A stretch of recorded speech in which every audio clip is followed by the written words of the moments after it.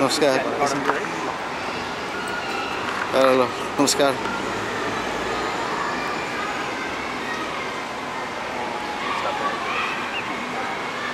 今日係好高興啊嚇！咁啊，因為咧就一陣間就會再公佈啦。咁我哋今日好榮幸咧請到我哋元朗警區嘅指揮官Carissa 嚇，咁就大家俾啲掌聲啊 ！Carissa 有少少嘢同大家分享下。咁咧就跟住，我哋個學員喎，5位好醒目嘅學員咧將會都係加入警隊成為呢個警員嘅喎。咁藉此今次嘅機會咧，都多謝我哋元朗警區啦特別係我哋警區嘅指揮官Carissa 咁就由呢個我哋同學仔啦 Liwash 啦，好嘛？代表就我哋有啲感謝信啦，同埋卡咧就俾我哋Sir 嘅咁然後出嚟。咁多位嘉賓咁多位紅豆豆精神奕奕嘅同學仔，將會咧都會成為我哋警隊嘅一份子喎咁咧，我哋依家俾啲掌聲，我哋元朗警區嘅指揮官 Carissa 有少嘢同大家分享下嘅。As Karen just said, this really is a very special occasion for us. 咁正如頭先Karen 所講啦，今日係一個好特別嘅日子嚟嘅。We're delighted to have 5 future police constables here in our presence today. 我哋好高興啦，今日有5位係我哋將來嘅警員。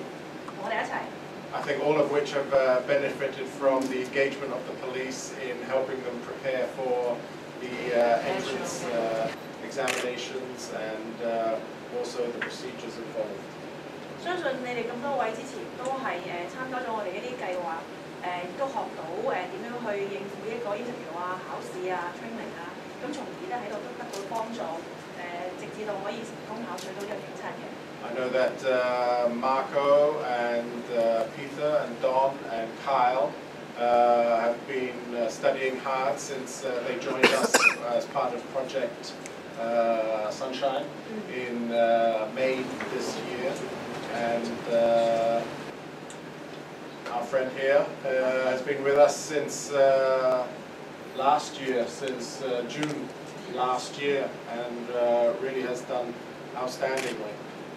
I think he may be the first Nepalese in the force. I'm not sure, but he may well be. So it's a great achievement. 咁首先啦，喺度有Marco 啦、Carl 啦、Don 同埋 Peter 啦。咁相信你哋都係咧喺上年 join 我哋個 Project Sunshine 呢個計劃就成功作為一個警察嘅。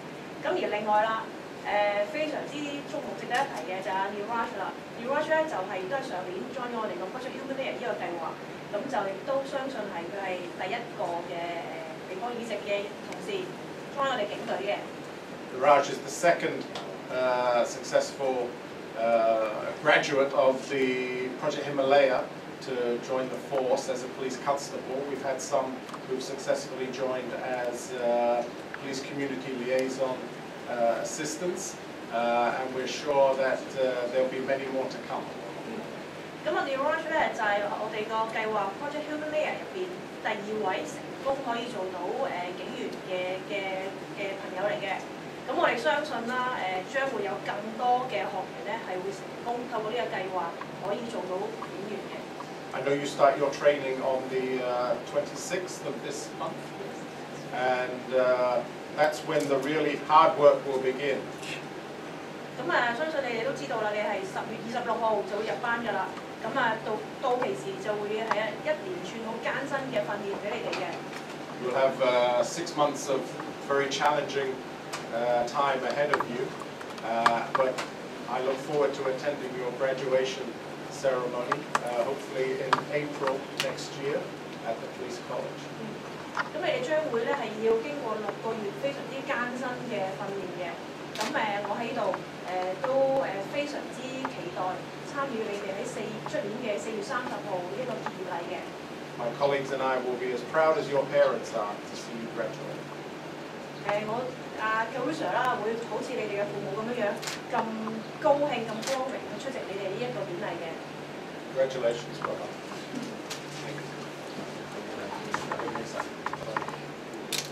咁啊，依家咧我哋咧元朗警區啦嚇，咁啊由阿 Carissa 代表咧，我哋有少少嘅紀念品咧，俾翻呢5個將會成為我哋嘅警隊一份子嘅同學嚇。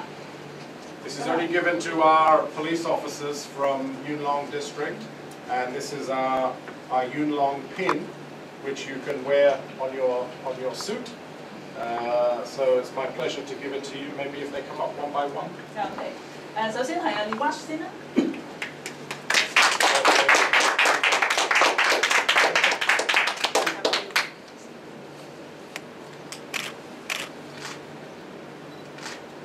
One more.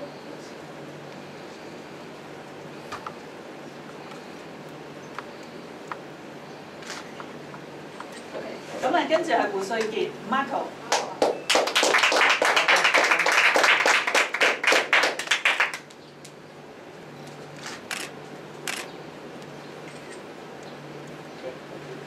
跟住就係阿石天寶 Carol。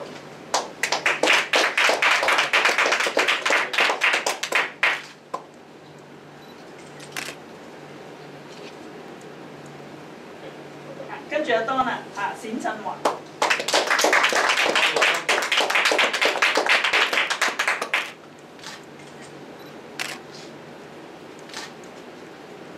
阿吳明正 Peter。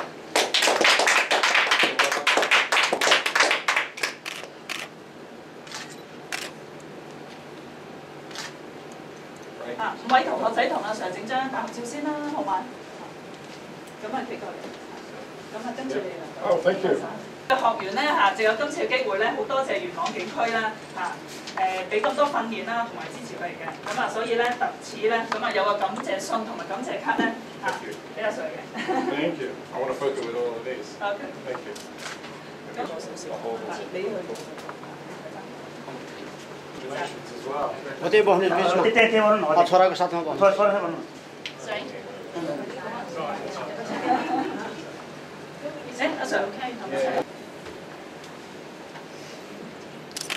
So the Project Himalaya was started here in Yuen Long District in February 2013. The goal of it was to try and encourage members of the ethnic community, ethnic minority community in Yuen Long to join the police force and other government departments. And we achieved that by engagement with them on a regular basis through the JPC scheme, and also through additional classes that we have here every Wednesday evening with volunteers from the police force from Yuen Long District who meet up with the members of the Project Himalaya. And we also run classes like writing Chinese classes to help them pass the government entrance examination to join the police force. And we also take them on trips and tours to different government departments and them have a better understanding of the police force and how we operate within Hong Kong and within the community to try and encourage them and foster their interest in joining the police force. Okay? Thank you very much. नमस्कार आज हामी Hong Kong स्थित युन long police स्टेसनमा उपस्थित भएका छौँ। विशेष गरेर आजको यो ठाउँमा हामी यस प्रकारले उपस्थित भएका छौँ कि बिकोड अर्थात् तमु समाज स्याङ्जा हङकङ अर्थात् गण्डकी अञ्चल स्याङ्जा जिल्ला मासकोट शिवालय 5 निवासी बाबा भीम गुरुङ र आमा गङ्गा गुरुङको ज्येष्ठ सुपुत्र निरज गुरुङ जसलाई हामी प्रशेष भनेर चिन्ने गर्छौँ र उहाँ हालसालै मात्र हङकङ पुलिस फोर्समा छनौट हुन सफल हुनुभएको छ र यसैको उहाँलाई बधाई तथा शुभकामना सन्देश दिने हैसियतले पनि हामी यहाँ उपस्थित भएका छौँ र उहाँलाई जुन किसिमको कार्यक्रम हामीले भित्र नै हामीले सबै कुरा सम्पन्न गरिसकेका छौँ भने अहिले हामी उहाँको बाबालाई यहाँ बाबासँग केही कुराकानी गर्न गइरहेका छौँ र सर्वप्रथम हामी निराज गुरुङको बाबालाई हामी पनि बधाई दिन चाहन्छौँ। बधाई छ तपाईँलाई र हाम्रो यो कार्यक्रममा तपाईँलाई स्वागत पनि गर्न चाहन्छौँ। र तपाईँको छोरा निराज अहिले हङकङमा पहिलो पटक हङकङ पुलिस फोर्समा चाहिँ छनौट हुनुभएको छ। यसको बारेमा तपाईँ आफै यहाँहरूलाई भनिदिनुहोस् न। यस मेरो छोरा चाहिँ भर्खरै अब पुलिसमा छोड्नु भयो छ चाहिँ अब